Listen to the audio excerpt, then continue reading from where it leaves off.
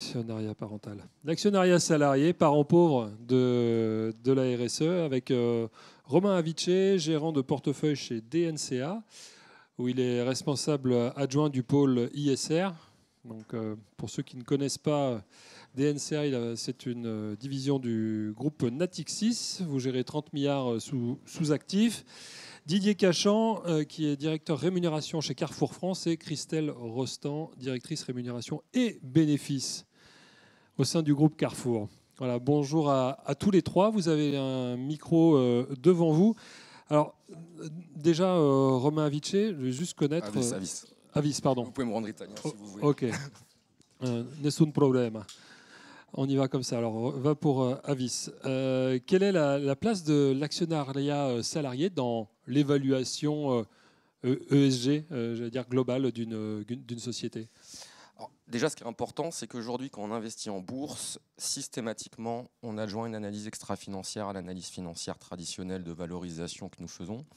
Et c'est uniquement une approche par le risque. Ça ne déclenche pas un investissement. Par contre, ça peut empêcher un investissement ou ça peut réduire l'exposition qu'on va mettre. Donc évidemment, on analyse le E, le S et le G. L'actionnariat salarié est une partie intégrante du S. Alors déjà, en fonction des secteurs et de la matérialité d'où on se trouve, on va pondérer ces piliers. Évidemment, quand on est dans l'industrie lourde, c'est plutôt le pilier environnemental qui va être surpondéré. Quand on est dans du business de people, quand on est dans de l'activité de service, le S va être largement surpondéré. L'actionnariat salarié, nous, on prend en compte dans la partie culture RH. Alors, on parlera peut-être chiffres après, mais c'est quelque chose, en tout cas, dans le côté qui est très démocratisé. Avant, il pouvait y avoir une prime à l'actionnariat salarié. Maintenant, il y a plutôt une décote à ceux qui ne le font pas. On va plutôt regarder comment est-ce que c'est fait plutôt que qui le fait ou ne le fait pas. Et puis, on a des claires corrélations avec des indicateurs. Nous, on a plus d'une centaine d'indicateurs dans le modèle qu'on pilote et qu'on regarde en termes de risque. Il y a des indicateurs quantitatifs qui nous permettent de quantifier le risque, taux de turnover, taux d'absentéisme, etc., etc. Et il y a des bonnes pratiques, des garde-fous, dont fait partie l'actionnariat salarié, puisque nous, on constate, quand on fait des backtests de nos modèles, que quand on met en place ce type de mesures, généralement, le taux de turnover, à minima, ne monte pas, voire il baisse. Pareil pour le taux d'absentéisme. Et il y a une claire corrélation, notamment dans les entreprises de services, entre taux de turnover, notamment volontaire, croissance organique l'année suivante. On y reviendra tout à l'heure, je pense. Merci. Quid du plus grand employeur de France, puisque c'est le cas de Carrefour, en tout cas le plus grand employeur privé.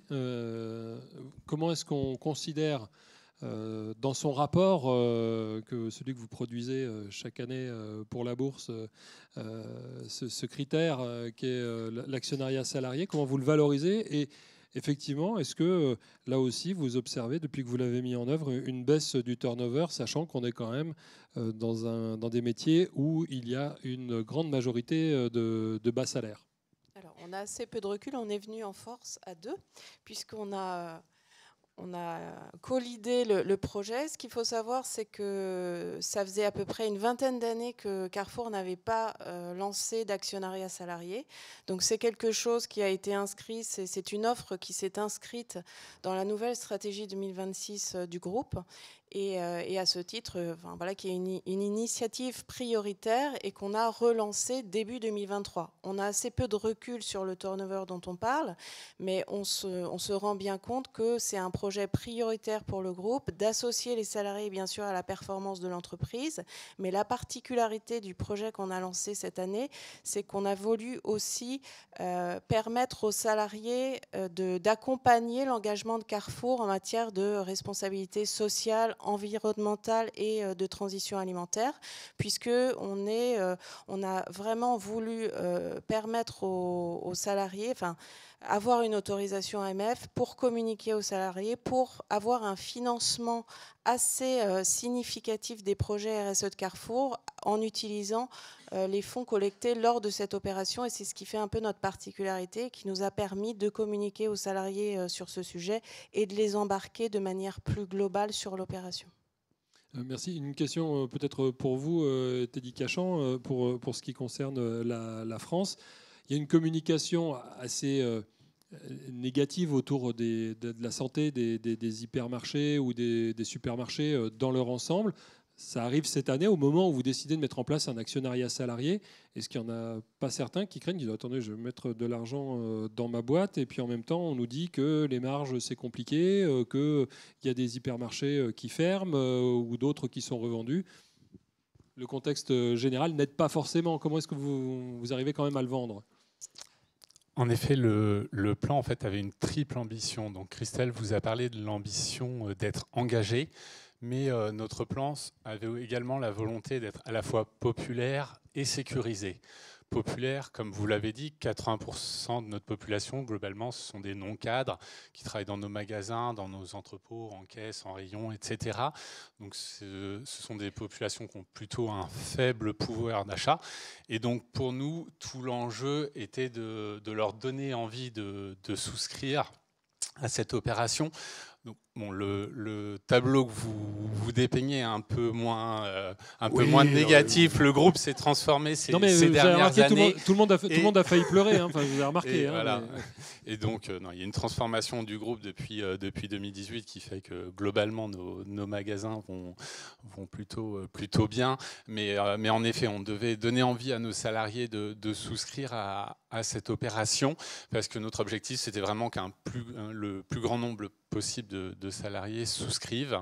Donc, pour sécuriser notre plan, on a notamment utilisé une formule à levier permettant, en cas de baisse dans les 5 années du cours de l'action, de sécuriser l'investissement des salariés en y apportant en plus un rendement minimum, ce qui est aligné sur des pratiques que l'on peut observer en ce moment sur le marché. Donc vous avez mis vous pouvez le faire, ça mettre un rendement minimum sur le cours. Exactement, il y avait un rendement de 3% qui est le taux du livret A et qui était en effet, quand on a communiqué vers les salariés, un atout important de cette offre.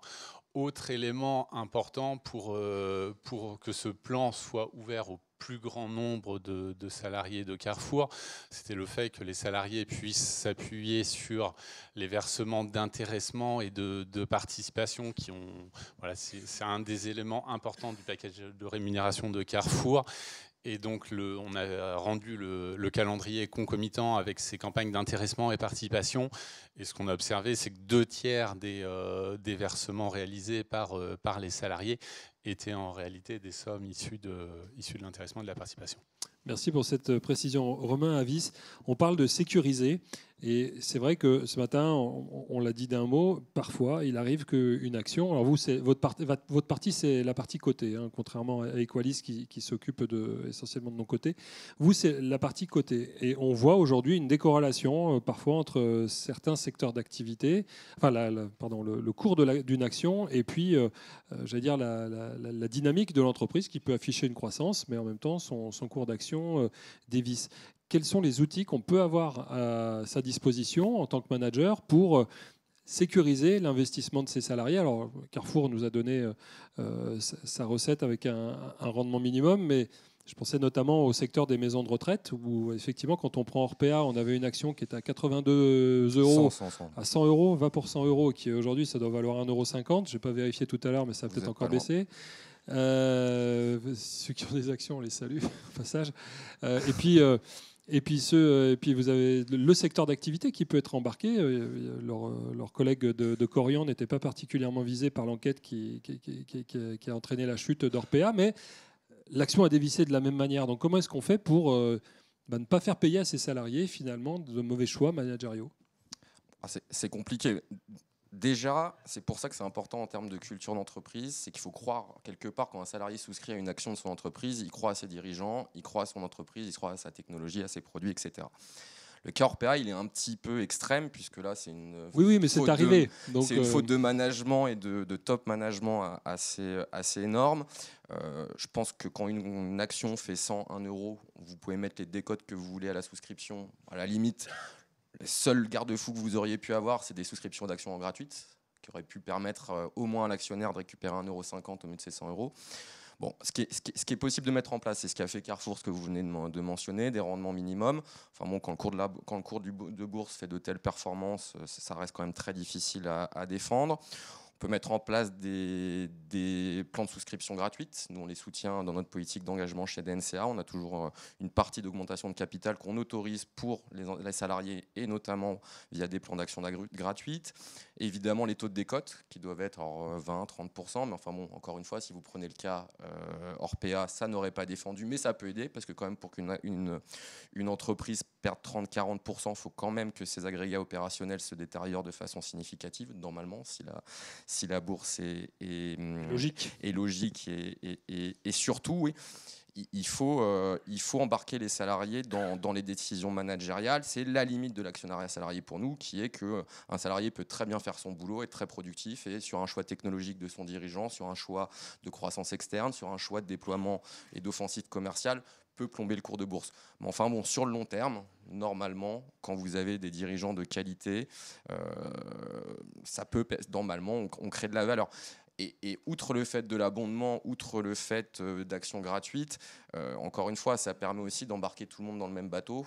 Et une entreprise qui a tous ses salariés qui ont les mêmes intérêts que ses actionnaires et que ses dirigeants, l'entreprise normalement devrait performer. Après, regardez, il y a un autre cas, Téléperformance, moins 40%, entreprise du CAC 40 qui a perdu 38% de son cours de bourse sur un tweet d'un ministre mexicain qui n'a jamais débouché sur rien d'autre qu'un tweet. Bon, évidemment, les salariés, le soir même, devaient un peu moins bien dormir. Mais sur le long terme, le cours de bourse est largement repris, et quand on est dans une entreprise, on est là pour longtemps. Normalement, si on n'a pas un taux de turnover de 70%, mais normalement, on est là au moins sur un plan stratégique qui doit se retrouver dans le cours de bourse. Et n'oubliez pas les dividendes. Il y a beaucoup de salariés qui disent moi je préfère un bonus qu'une action, mais enfin bon, une action c'est un dividende tous les ans, même quand vous n'êtes plus dans l'entreprise. Un bonus c'est un one shot, une année parce que vous avez bien fait votre boulot. Juste une petite précision par rapport à ce qu'on a dit. Donc ce que disait Teddy, c'est que déjà il y avait eu il y a 20 ans une opération qui était assez mal, enfin où le titre finalement avait perdu beaucoup de valeur et les salariés avaient récupéré juste leurs fonds. Donc on savait que dans l'entreprise, il y a des gens qui allaient être suspicieux par rapport à ce type d'opération. Donc on avait de manière volontaire proposé une offre qui était assez complexe à expliquer pour des personnes avec une faible culture financière, mais qui pouvait permettre on avait en tête que les cadres, le management choisiraient plutôt l'offre classique, où là, il y avait un risque sur son investissement, mais un potentiel de gain plus important. Et puis, une offre sécurisée pour l'ensemble des non-cadres. Et ce dont on s'est rendu compte, c'est que finalement, les cadres ont été chercher le maximum d'abondement dans les deux offres, c'est-à-dire qu'ils sont aussi allés sur de classiques avec un risque financier, alors qu'il y avait une communication très forte sur Ils ont diversifié, en fait. Exactement. Donc, en fait, on peut effectivement dire que ça va être sur du sécurisé, mais parfois, on est surpris aussi par le type d'investissement que peuvent faire les salariés. Donc voilà, je pense que ça, c'est aussi important dans notre expérience récente, enfin, nouvelle expérience récente du lancement de cette opération. Et il y a je pense que l'enjeu aussi chez Carrefour par rapport à ces personnes, enfin, ce qu'on a dit tout à l'heure d'abord, c'est, je pense que la réussite de ce type de projet, c'est vraiment la récurrence des offres, puisque quand on relance une opération au bout de 20 ans, il faut reformer l'ensemble de l'organisation, aussi bien les cadres, enfin, les salariés que les personnes, les référents, les ambassadeurs qui vont communiquer sur cette opération. Donc ça, c'est majeur. Et le fait d'en faire de manière récurrente, ça veut dire que les salariés connaissent les mécanismes. Et si une fois, peut-être la décote est à un certain taux, tous les 2-3 ans, ça permet vraiment de fluidifier les opérations. Et ça, c'est sûrement un succès, un facteur de succès dans le futur qu'on retrouvera. Merci. Est-ce qu'on a une question ? Non, moi je la prends. Oui, Jean-Philippe, oui, très bien. Oui, une question pour Romain Avis. Vous avez parlé de votre propre modèle, donc celui que vous administrez avec vos critères. À votre connaissance, les labels ISR et les agences de notation, est-ce qu'elles tiennent aussi compte de l'actionnariat salarié dans leurs propres évaluations, ou c'est encore un peu flou ? Alors, les agences extra... Bon, nous, on a fait le choix de faire tout en interne, mais c'est un choix de modèle. Hein. Le choix de faire des agences de notation externe a aussi ses avantages. Je pense qu'ils prennent tous en compte l'actionnariat salarié. Ce n'est pas le cas du label. Hein. Le label ne parle pas d'actionnariat salarié. Le label en bourse, alors il y a label belge, label français, il y en a beaucoup, mais il y a 3 critères qui sont assez communs à tous ces labels. C'est d'abord des exclusions sectorielles pour le label belge, pas de pétrole, pas de gaz, pas d'armement, pas de charbon, par exemple. Et il y a le taux d'exclusion de son univers de départ, où on doit exclure dans le label français, par exemple, en permanence 20% de son univers via une analyse ESG. Et dans cette analyse ESG, au sein du pilier S, normalement, l'actionnariat salarié doit être pris en compte. Mais encore une fois, je rappelle, l'actionnariat salarié est un de la centaine de critères que nous regardons. L'actionnariat salarié n'a aucun impact sur la politique environnementale de la RSE de l'entreprise.